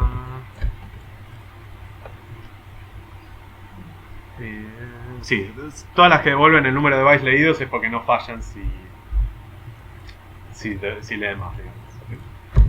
Después en Java podés usar new file input stream, después hay un método read que es casi igual a este, digamos. ¿Sí? Y qué más. Bueno, en JavaScript se va a complicar un poco, no sé si alguno lo tiene que hacer, pero podés usar fetch, sí. Lo que pasa es que si lo haces con fetch, después tenés que hacer un server local para correrlo, digamos. Sí. No te deja cargar archivos locales, ¿sí? ¿Sí? No puedo abrir archivos tipo, no tengo un No, file, po- podría haber una forma que se lo arrastres, pero no sé si. No. Pero bueno, si no, hacerlo con fetch y sí. Está dentro de un node. Exacto, sí, lo que quieras. Eso. ¿Y qué más? A ver. Bueno, acá hay algunas. Esto, ya les pasé el link, pero les súper recomiendo que se bajen esta. La que se llama acá. ¿Cómo es? Corax Mass Code Test. ¿Sí? Esta es una ROM así de prueba que básicamente corre un montón de. Ejecuta un montón de funciones, digamos. Un montón de operaciones y instrucciones de la CPU. Y si está bien, les hace un tick acá y si no, les hace una cruz, digamos. Es súper básico, pero ayuda un montón para debugar cosas. ¿Sí? Pero implica que ya tiene que funcionar la pantalla, ¿no? Hay uno que no Claro. necesite eso. Es O sea que si no tenés pantalla es muy difícil de debugar todo. ¿Sí? pero Eso va a ser una de las tú, primeras cosas tú, que hay tú, que. tú. No, es que. Sí, podría ser, ¿no? Pero nadie lo pensó así. Vas a ver igual que la implementación de la operación que dibuja en pantalla no es tan complicada como para que no. Ok. Es más, bueno, acá hay. Nosotros creo que no lo vamos a hacer tan así, digamos. Pero algunos incluso recomiendan ir. Esto también se recomienda. Si uno quiere hacer un emulador para una plataforma mucho más complicada, ¿no? Arrancar por una ROM, no sé, quiero que corra tal juego, quiero que corra tal cosa. Y no sé, ir implementando las instrucciones que tiene esa a medida que uno se encuentra con instrucciones desconocidas, digamos, ¿sí? Hacer que el emulador falle y crashee cuando encuentra una instrucción desconocida. Entonces con eso por ahí. A ver, no todos los juegos usan todas las instrucciones, entonces uno podría hacer un emulador que ande bien para un juego y no para otro, ¿sí? Pero bueno, en este caso vamos a intentar hacer. No son tantas instrucciones, son apenas 35 y la mayoría son muy parecidas, así que nada. Y bueno, y una vez que tengamos el resto andando. Bueno, hay otra acá también, además de esta, que es esta que está acá, que chequea los distintos valores del flag de carry en distintos casos, así, casos borde, ¿sí? Esto puede pasar que en algunos le dé mal o no. Después cuando les comente esa operación vamos a ver por qué pasa eso, digamos.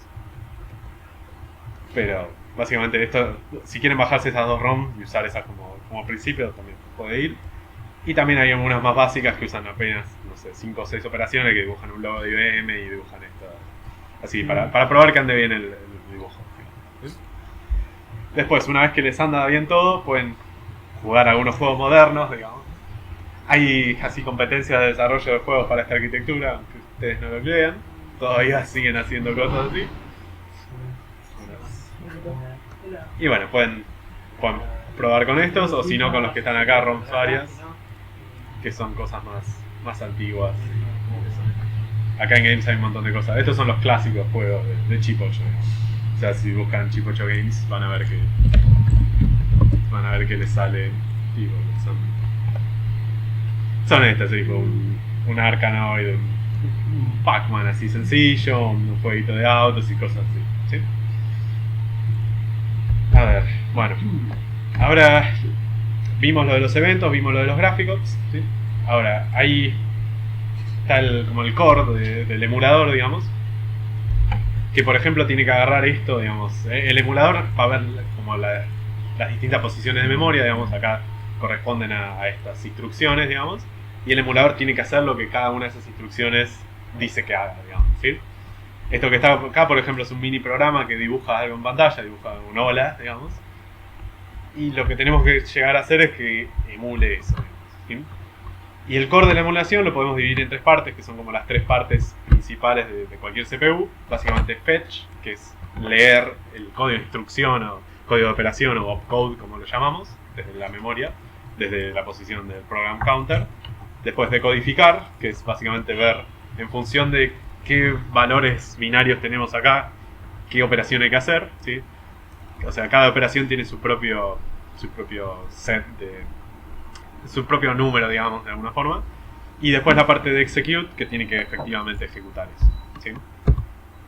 Bueno, para el fetch, básicamente hay que leer la instrucción desde la memoria, ¿sí? Desde la posición del program counter. Y bueno, una vez que después la lees, la decodificación. Algo que está muy bueno, que en otras arquitecturas no es así, es que acá todas las instrucciones son de 2 bytes, ¿sí? Entonces uno siempre agarra esos dos. En otras arquitecturas hay instrucciones que tienen 1 byte, instrucciones que tienen 3, y quizás tiene que uno primero decodificar para ver si después tiene que agarrar un segundo o tercer byte, depende del caso, ¿sí? Acá es mucho mejor porque son todas de 2 bytes, ¿sí? Y algo que se llama big endian, que es básicamente en memoria están ubicados así, y el primer byte que agarra es el byte alto y el segundo es el byte bajo, ¿sí? Eso es lo que se denomina big endian, como que están en el orden natural, digamos, ¿sí? Y esto en cualquier lenguaje lo podemos hacer de forma sencilla, de esta forma. Si recuerdan cómo es esto de shiftear, básicamente lo que se hace es como agarrar dos posiciones de memoria y pensarlas como un solo número de 16 bits, ¿sí? Para eso agarramos la posición que está en la memoria, que está en la posición del program counter, que sería la de la izquierda, digamos. La corremos 8 posiciones para la izquierda para que esté ahí. Y a eso le sumamos o le hacemos OR con la posición siguiente de la memoria, ¿sí? Esto es como leer dos bytes de la memoria y unirlos en un solo valor de 16 bits, ¿sí? Y ahí lo sumás al program counter. Acá ya le sumás para que apunte a la siguiente, ¿sí? O sea, esto algunos emuladores no lo hacen y después hacen un par de cosas. O sea, quizás este PC más igual a 2 lo mueven en algunas... Lo ponen como en todas las instrucciones, pero lo lógico es ponerlo acá. Después van a ver que ponerlo acá se simplifican algunas cosas, ¿sí? ¿Alguna duda hasta ahora? Ok. Bueno, ahora, la parte... Sí. Bueno, las instrucciones están alineadas a 16 bits. No necesariamente, eso es Ok. una cosa tricky, pero no importa acá, porque uno lee el valor del... Nada dice que el PC tenga que ser par, por ejemplo, ¿sí? La parte del decode, acá si ven un poco las hojas que les di, van a ver que en la primera columna les dice cómo se codifica esa instrucción, ¿sí? Van a ver que por lo general, bueno, son todas de 16 bits, ¿sí? O 4 nibbles. Nibble es la mitad de un byte, ¿sí? O sea, cada letra anexa es un nibble, digamos. Este es un nibble, este es un nibble, este es un nibble, este es un nibble, ¿sí? Y bueno, lo que ven es que hay instrucciones que necesitan... Esto que ven acá, N, es como algo que se usa cuando uno interpreta esa instrucción, digamos, ¿sí? Por ejemplo, este 1N es saltar a una determinada posición, entonces los 3 nibbles más bajos se usan para codificar ese salto, digamos, esa dirección de salto, ¿sí? Y van a ver, bueno, que hay algunos que dicen X, Y y cosas así, ¿sí? Lo importante por ahora es que, bueno, hay instrucciones así, hay como 3 o 4 tipos de instrucciones. Están estas que hay un número fijo y después un número de 12 bits, digamos, como una dirección. Después hay algunas que son un número, otro número de 4 bits y un byte, digamos, NN, ¿sí? O sea, X es un número de 4 bits y NN es un número de 8 bits, ¿sí? Y después están estas que son X, Y y N, son 3 números de 4 bits, digamos, ¿sí? Hay de todo un poco, digamos. En esta arquitectura es bastante fácil hacer esto, en otras hay veces como que se complica mucho, digamos. Si ven, por ejemplo, las que usan los micros Intel, si uno quiere hacer esto medio que se complica porque hay como varias formas de codificar lo mismo y es todo mucho más complicado. Acá básicamente con 3 o 4 cosas lo pueden tener hecho, ¿sí? Lo que les recomiendo es tener, una vez que hicieron el fetch, ¿sí? Que sacó la variable, que definió la variable esta opcode, ¿sí? Tener estas 6 cosas que básicamente agarran los distintos nibbles de ese opcode, ¿sí? si recuerdan acá el repaso que hicimos, básicamente, para agarrar el primer nivel, agarra el número 16 bits y lo corre 12 lugares a la derecha, ¿sí? Esto sería como borrar los 3 últimos dígitos de Nexa del coso. Para agarrar el segundo, lo corre 8 lugares y se queda con esta máscara se queda con los últimos 4 bits, ¿sí? Bueno, para sacar el tercer nivel hace esto y para sacar el cuarto hace esto, ¿sí? Básicamente. Esto casi que lo pueden copiar y pegar en cualquier lenguaje, ¿sí? Después, para sacar el address, que dijimos que es este, por ejemplo, el 2NN, para sacar solo el NNN, hacemos una máscara con esto, con 0xFFF, que básicamente se queda con los tres niveles más bajos, ¿sí? Y para sacar el último byte, que por ejemplo lo usamos en esta operación, bueno, podemos hacer esto, o podemos volver a leer de la memoria, digamos, como es lo mismo, digamos. Pero les recomiendo que lo hagan así, así sabemos que funciona bien, ¿sí? Hacemos. Bueno, y ahora es donde viene la magia, digamos. Acá hay como por ejemplo es básicamente lo mismo que está escrito ahí en la hoja. Todas las arquitecturas suelen tener así como una tabla de set de instrucciones, ¿sí? El primer dígito se usa para ver qué instrucción es, ¿sí? Después, por lo general, el segundo dígito se usa para ver sobre qué registro actúa esa instrucción, ¿sí? Y después suele haber un byte más para alguna cosa, digamos, ¿sí? A ver, si vemos acá lo que... Ahora voy a ir opcode por opcode, pero básicamente tenemos instrucciones para borrar la pantalla, para salir de una función o subrutina, ¿sí? Para saltar a algún lado, que es como para ver por dónde siguen las instrucciones, ¿sí? Para llamar a una subrutina. Después tenemos algunas cosas condicionales que básicamente, acá está escrito así, pero esto lo que hace es, si un determinado registro machea un determinado valor literal, digamos, que está encodeado en la misma instrucción, saltea la siguiente instrucción, si no la ejecuta, ¿sí? Después, bueno, está lo mismo pero al revés, con igual. Después hay algo que compara dos registros. Después tenemos acá el move que ya vimos, que básicamente agarra lo que está en NN y lo mueve al registro, ¿sí? Básicamente, por lo general, todo lo que vean como X o Y acá en esto, a lo que se refiere es que hace referencia al registro sub X, digamos, ¿sí? O sea, si yo escribo acá 6000, lo que quiero hacer es al registro 0, digamos, al B0, asignarle el valor 00, ¿sí? O sea, la X de acá corresponde con la X de acá, ¿sí? Entonces, bueno, la idea es de alguna forma poder detectar estas distintas operaciones y por cada una hacer la función que necesitemos, ¿sí? Y acá es donde quizás algunos digan, bueno, básicamente es el core de un emulador es esto, es un montón de ifs o un switch else, o si quieren usar una branch table, no sé si alguno usa una branch table, pero básicamente es como un array donde pone o punteros a funciones o no sé, referencias a métodos y salta al lugar correcto en función de la instrucción que quiere ejecutar. Puedes hacerlo con GoTo si querés. Con GoTo, exacto, sí. Sí. Pero básicamente la idea es parsear de alguna forma esos 2 bytes que son la operación que uno quiere realizar y en base a eso realizar la operación propiamente dicha, ¿sí? Y bueno, acá arrancamos con los distintos cosas. Si quieren les muestro todos y después cada uno va haciéndolo por su cuenta, digamos. Pero bueno, si quieren muestro todo y después hacemos una pausa, sí, así merendamos un poco y después arrancamos bien a codear, ¿sí? Bueno, tenemos todos los registros, todas las operaciones que arrancan con 0 originalmente eran como llamadas al sistema, ¿sí? De estas solo nos interesan 2, ¿sí? Las que son 00E0 y 00EE, ¿sí? La primera lo que hace es borrar la pantalla, ¿sí? Para borrar la pantalla podemos literal hacer un for por todos los píxeles y hacer un set con 0, ¿sí? No hay problema. Después, para volver, ¿qué es esta? 00E es un ret que básicamente vuelve de una subrutina. Y para volver de una subrutina lo que hace es sacar del stack la próxima dirección a la que tiene que volver y asignársela al program count, ¿sí? Básicamente hace PC igual pop, ¿sí? La función pop ya la tenemos implementada de antes, así que esto es literal esto, digamos. Tenemos que detectar si el opcode arranca con 0 y si la parte baja es EE, hacemos esto, ¿sí? Básicamente. No tiene mucha más magia que eso, ¿sí? Bueno, esto es lo que les decía, que estas eran llamadas originales a al firmware, al core, a la ROM de la máquina original. Las podemos ignorar completamente, ¿sí? salvo por estas dos, digamos, ¿sí? Pero bueno, para esto podemos hacer tipo un if. Si el primer nivel es 0, podemos ver address, que era los tres más bajos, y compararlo con esto, y si es esto hacer una cosa, si es esto hacer otra, ¿sí? Y si no, no hacer nada más con el 0, ¿sí?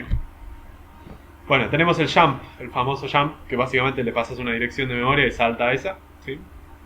La dirección de memoria acá son los tres últimos niveles, por eso son de 12 bits, ¿sí? Para hacer esto básicamente es PC igual la parte más baja de la instrucción, ¿sí? Después el call es parecido a un jump, pero antes de saltar a la nueva posición lo que hace es meter en el stack el próximo valor, o sea, el PC actual, que es el de la instrucción siguiente, ¿sí?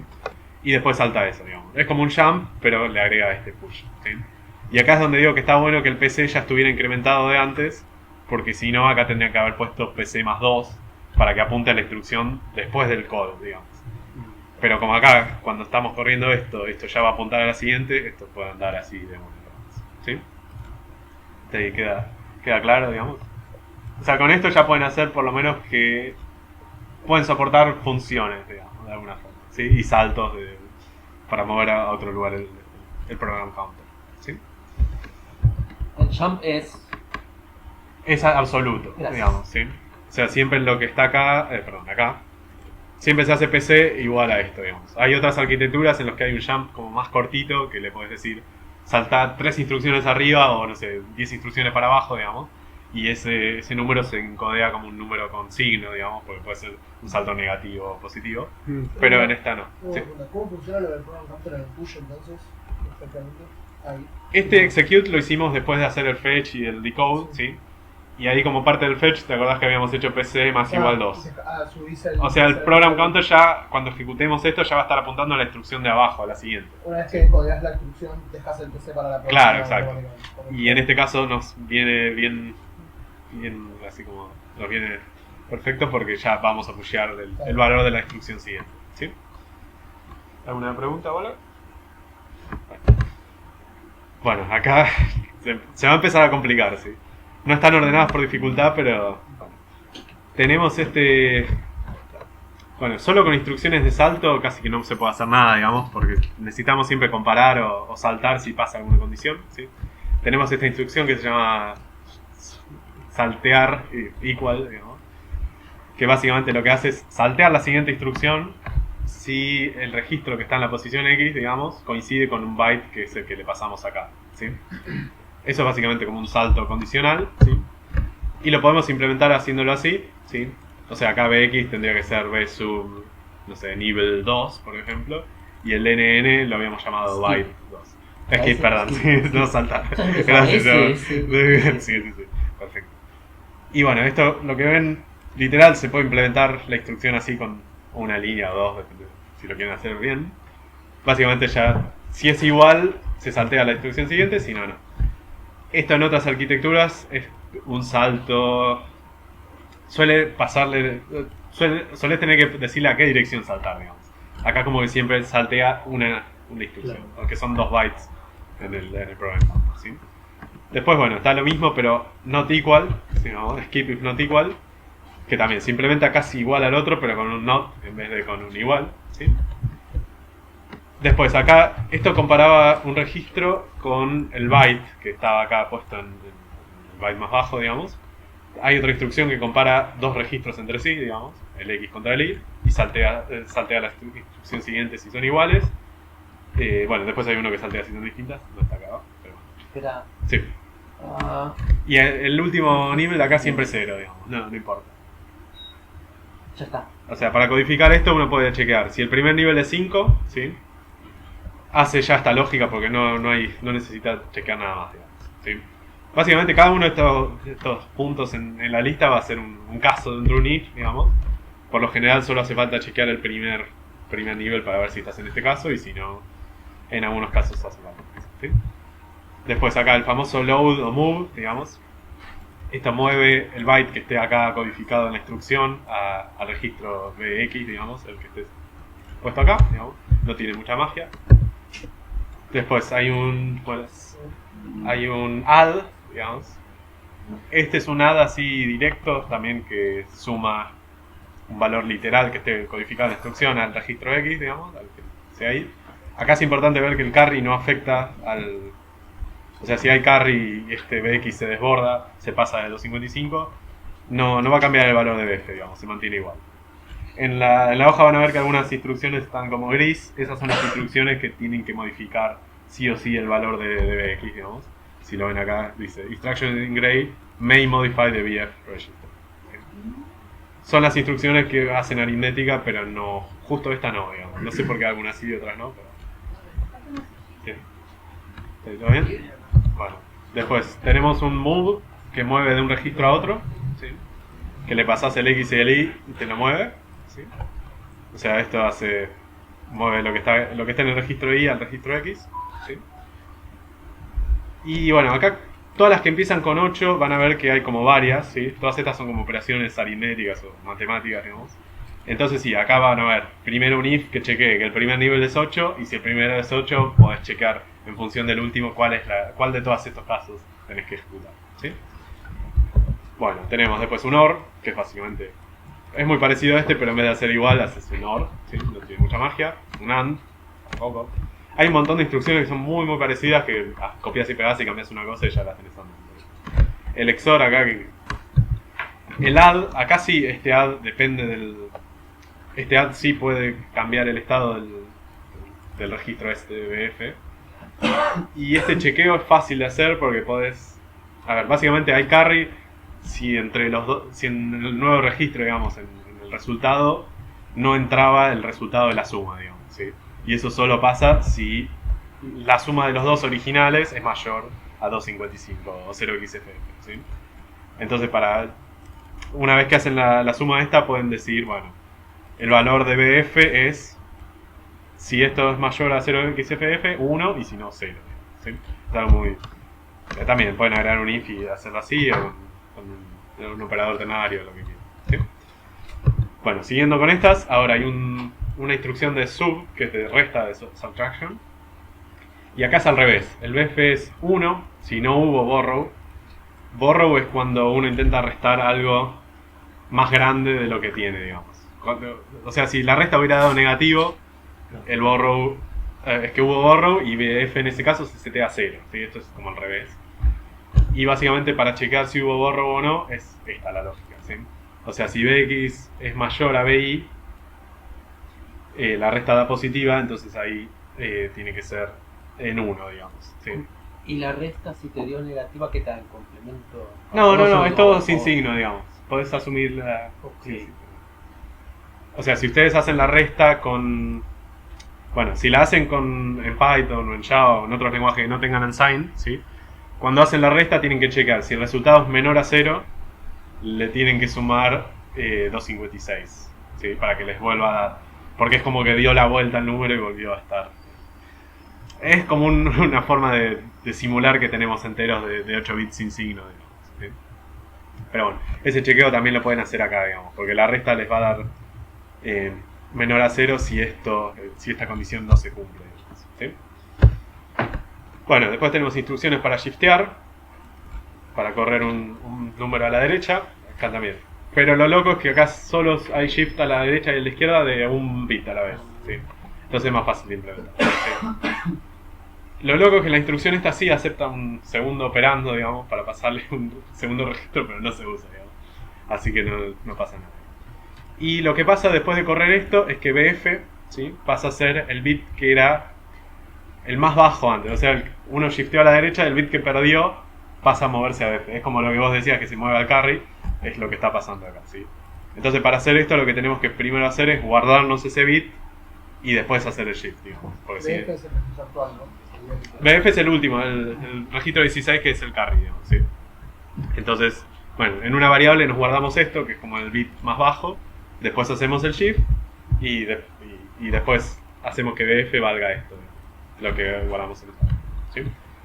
Después hay una resta al revés, ¿sí? Que resta y menos x, y acá es lo mismo, digamos, si hubo borrow se pone en 0, si no hubo borrow queda en 1, ¿sí? Y para chequear si no hubo borrow es así, digamos, ¿sí? O sea, si esta condición se cumple hay que poner un 1 en BF y si no hay que poner un 0. Ahora, el shift a la izquierda es muy parecido al shift a la derecha, con la diferencia que también el que queda en BF, ahora en vez de ser el bit más bajo, pasa a ser el bit más alto, ¿sí? Que sería, lo podemos obtener shifteando todo 7, shifteando el registro original 7 a la derecha, digamos, queda solo el bit más alto, ¿sí? Después hay un salto, este salto ahora compara, este es el otro salto complementario al que les dije antes, que compara dos registros y salta si no es igual, digamos. Lo podemos implementar así, básicamente. Si no es igual, incrementamos el pronoun counter 2 más y esto va a hacer que salte la próxima instrucción, ¿sí? Bueno, ahora vienen unas un poquito más fáciles, ¿sí? Está esta que es para setear, recuerden que hay un registro de index, que básicamente es el que se usa para después apuntar a las direcciones de memoria, ¿sí? Con esta instrucción básicamente cargamos lo que haya en estos 3 nibbles al registro ese de index, digamos, ¿sí? Esto es como para decir, apunta a tal dirección, ¿sí? Hay un salto acá con offset que es fácil de implementar porque también es sin signo, digamos. Esto básicamente lo que hace es salta a la dirección que uno le pase más el valor actual del B0, digamos, ¿sí? Y esta suma se hace en 16 bits o en 12 bits, digamos. Esto se usa mucho para hacer tablas, digamos. O sea, si uno quiere hacer no sé, acceder a una determinada posición en base a algo, usa B0 como el índice y salta a esa posición para hacer esas técnicas. Hay una operación que tiene que devolver bytes random, digamos. Esto lo usan muchos juegos y eso para tener como fuente de entropía, digamos, para que puedan hacer cosas no determinísticas, digamos. Y básicamente lo que hay que buscar es alguna función del lenguaje que estén usando que devuelva un entero entre 0 y 256, ¿sí? En realidad sería entre 0 y 255 inclusive, digamos. Y a ese número se le hace un AND con el byte que uno define acá como parte de la instrucción, y eso se guarda en el registro X, digamos, ¿sí? En el que uno elija como parte de la instrucción. Después tenemos esta instrucción que está dentro de las E, digamos, si ven acá, de las E hay 2 nada más, digamos. Esto también internamente me parece que hacía alguna otra cosa y quedó así, digamos. Pero básicamente es para chequear si una tecla está presionada o si no está presionada, ¿sí? Y lo que tenemos que hacer ahí es, si es esta, saltear la instrucción si la tecla está apretada, y si es la otra, saltear si no está apretada, básicamente, ¿sí? Y esta lógica la podemos hacer muy fácil, digamos, si tenemos las otras variables que les mostré antes, que dicen si está apretada o no una tecla en función de, del índice, digamos, podemos saltear si está apretada, en este caso, y en el otro caso saltear si no está apretada, ¿sí? Bueno, ahora viene la complicada, un poquito complicada. La de dibujar, ¿sí? Tenemos esta instrucción que acepta o tiene 3 operandos, digamos, un X, un Y y un N, ¿sí? BX y BY se usan para sacar la posición del sprite donde se va a dibujar, digamos. O sea, la posición de pantalla donde se quiere dibujar. Y N es el alto de ese sprite, digamos, ¿sí? Recuerdan que el sprite podía ser entre 1 y 15, digamos. Entonces, eso está codificado ahí mismo en la Siempre instrucción. 8 píxeles de ancho. Siempre los sprites son de 8 píxeles de ancho. Y lo que hace para dibujar es básicamente, a partir de la posición Y, ¿sí? Lee n bytes, ¿sí? Cada byte corresponde con una fila de ese sprite, ¿sí? Y las dibuja así directo en la pantalla en la posición que esté definida por los otros dos registros, ¿sí? Entonces es un poco tricky y la cosa que no cambia el valor de I, pero sí el del flag, del registro de flag, que es como que dice, si algún bit pasó de estar en 1 a estar a 0, se setea, y si no se pone a 0, ¿sí? Y esto dibuja con XOR, digamos, ¿sí? O sea, si yo quiero dibujar un bit que en memoria estaba en 1 y en pantalla estaba en 0, en pantalla pasa a estar en 1, pasa a estar a 1. Y si en pantalla estaba en 1 originalmente y el bit de la memoria está en 1, pasa a estar en 0, digamos, ¿sí? Los bits en el sprite te flipean lo que está Exacto, pasando. así es, sí. Y bueno, y acá hay un poco de código. Esta es como la instrucción que es la más difícil de implementar. Este código, si lo ponen así directo, en C por lo menos le deberían dar, ¿sí? Si quieren ver un poco cómo funciona, se los explico, pero básicamente se itera por cada... Y acá es como cada fila, digamos, ¿sí? Y va desde 0 hasta el alto, que es el n que está definido en la instrucción, ¿sí? Y se agarra la posición de memoria que corresponde al índice más i. Recuerden que cada fila usa un byte, entonces esto es como que está agarrando el byte para esa fila, ¿sí? Y después itera por las 8 posiciones horizontales, ¿sí? Y se fija. Arranca con el bit más alto de ese actual, digamos, que es el de la memoria. Se fija si se está seteado.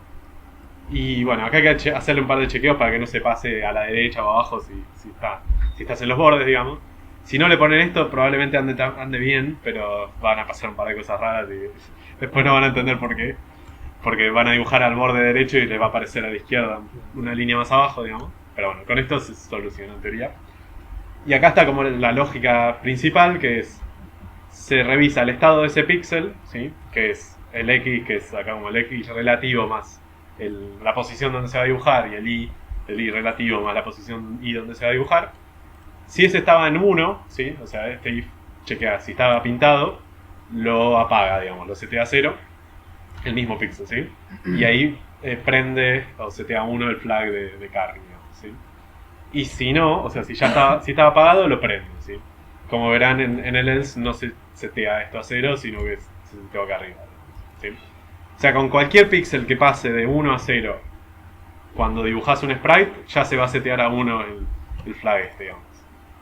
O sea, la única forma que no se ponga en 1 y quede en 0 es que nada haya colisionado con lo que ya estaba dibujado de alguna forma, ¿sí? Esta lógica, bueno, probablemente la puedan copiar así y funcione, digamos. Esta es como una de las partes más tricky de hacer funcionar, digamos. Shifteás y asignás algo. Claro, acá, acordate que actual es como lo que estaba en la memoria en esa posición, y siempre estás mirando el bit más alto, digamos. Claro. Entonces, tenés que shiftearlo uno a la izquierda para mirar que le sigue, digamos. Y así, digamos. O sea, esto que está acá se podría cambiar con algo que les mostré al principio, lo de chequear si el bit n está seteado, digamos, con una máscara y invertirlo, digamos. Pero hacerlo así es más fácil, es lo mismo, digamos, en realidad. ¿Alguna duda hasta ahora? Ok. Ya quedan menos, ¿eh? No quedan tantas. Quedan 8 o 10 instrucciones. Bueno, esta, muy fácil, digamos. FX07. ¿Sí? Carga el contenido del timer de delay en el registro BX, digamos. Esto es como para leer el valor de ese timer, ¿sí? Después, esta es un poco más complicada. Básicamente espera a que se presione una tecla, ¿sí? Lo que hace no es frenar la ejecución. A ver, el emulador de ustedes no debería frenar, porque si frenás en todas estas aplicaciones gráficas, si pones un loop infinito y no procesas eventos, se traba la ventana y te aparece como no responde y eso, digamos. Lo que se suele hacer acá es, si no se presionó ninguna tecla, restarle al program counter 2. Esto lo que va a hacer es que la próxima vez que pase por ahí vuelva a ejecutar la misma instrucción, ¿sí? Es como un saltar la misma, digamos. Y si se presionó alguna tecla, el valor de esa tecla lo tienen que meter en el registro X, digamos, el que esté definido acá, ¿sí? Para chequear acá ninguna tecla pueden usar pueden usar, no sé, algún for y chequear, tener como una variable booleana que se fije si alguna se seteó o no, digamos. Después les muestro un código si alguno tiene algún problema haciendo eso. Y lo mismo acá, tienen que chequear cuál tecla se presionó. Puede pasar que se presione más de una. Creo que no está definido bien qué es lo que pasa en ese caso. Pueden devolver la primera, digamos, la que tenga índice más bajo o algo así, y va a andar bien, ¿sí? No hay tantos juegos que usen esto, digamos. La mayoría de los juegos usan las otras, las que saltean una instrucción si no se está apretando ahora. Esta es como más para hacer un menú o algo así, que espere hasta que aprietes alguna tecla, digamos, ¿sí? Bueno, después, así como está esta que carga el delay timer a un registro, está la otra que carga del registro al delay timer, digamos. O sea, si detectan que arranca con F y el último byte es 15, hacen eso, básicamente, ¿sí? No tiene mucho misterio. Después hay una parecida con el registro de sonido, ¿sí? Acá, como les había comentado antes, no hay una al revés, opuesta a esta. Al registro de sonido solo se le puede escribir, digamos, ¿sí? Y las últimas 5, si mal no recuerdo, hay un add que es para sumarle ahí, digamos. Y si se acuerdan es de más bits, digamos. Entonces de alguna forma cuando uno quiere hacer como referencia a algunas partes de la memoria, puede querer como sumarle un offset ahí. Entonces esto hace una suma en ese índice, digamos, sumándole lo que haya actualmente en el registro X. Y eso también no afecta el carry, no lo afecta. Digamos. Acá está la que les decía de la fuente, de la tipografía esa de 3x8 que guardamos antes, 3x5. Y lo que hace esto es, uno le pasa, en X le tiene que decir como qué índice de... En realidad, en el registro BX le tiene que decir qué número de fuente quiere, digamos. Okay. O sea, si BX vale 0 es porque quiero tener el índice al número 0. Si BX vale 1 quiero tener el índice al número 1. ¿Sí? Entonces, esta instrucción lo que tendría que hacer en teoría es apuntar el registro índice a donde arranca la tipografía esa en memoria, digamos. ¿Sí? Como nosotros la guardamos desde la posición 0 de memoria, ¿sí? Lo que podemos hacer básicamente es una cosa bien sencilla, que es a índice asignarle lo que haya en BX multiplicado por 5.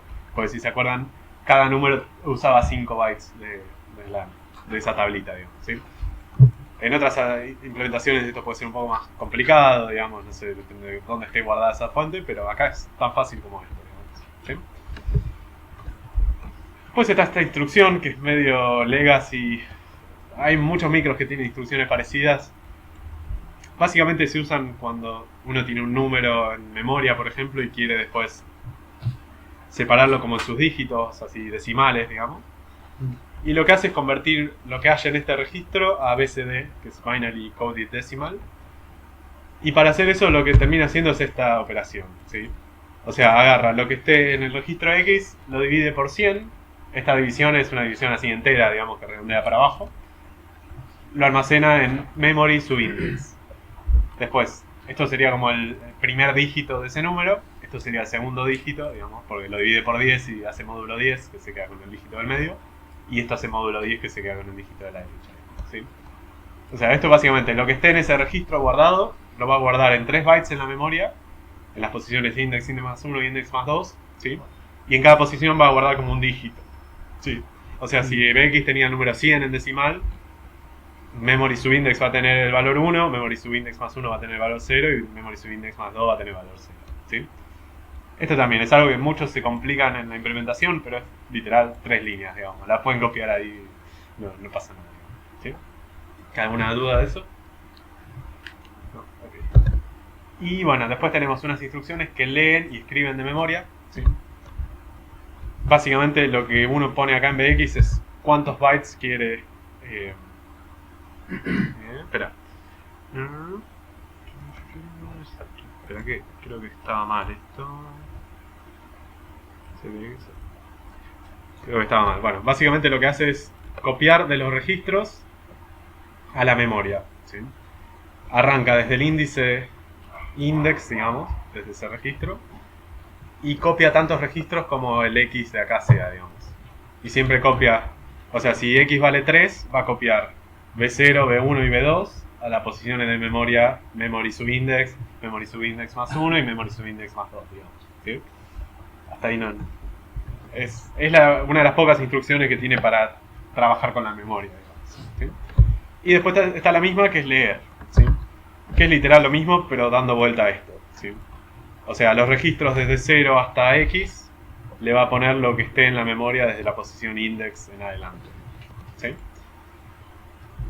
Y bueno, eso es básicamente todo. No hay mucho más, no hay mucha más instrucción.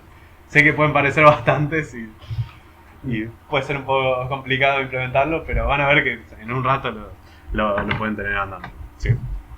No sé si tienen alguna duda. Bueno, la idea es que cuando carguen y les ande la ROM deberían ver esto, ¿sí? Es probable que no ande todo perfecto de una y haya alguna cosa que cambiar.